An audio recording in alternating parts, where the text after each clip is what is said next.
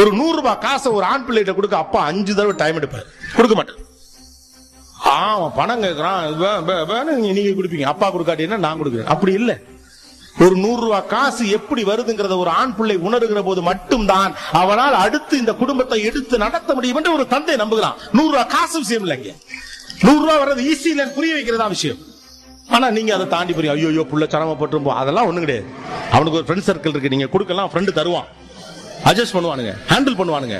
10 ரூபாய் வாழ்றது எப்படி, 100 ரூபாய் வாழ்றது எப்படி, 1000 ரூபாய் வாழ்றது எப்படி தெரியணும், 50 ரூபாய்க்கு வாழ்றது எப்படி, 100 ரூபாய்க்கு வாழ்றது எப்படி தெரியணும்.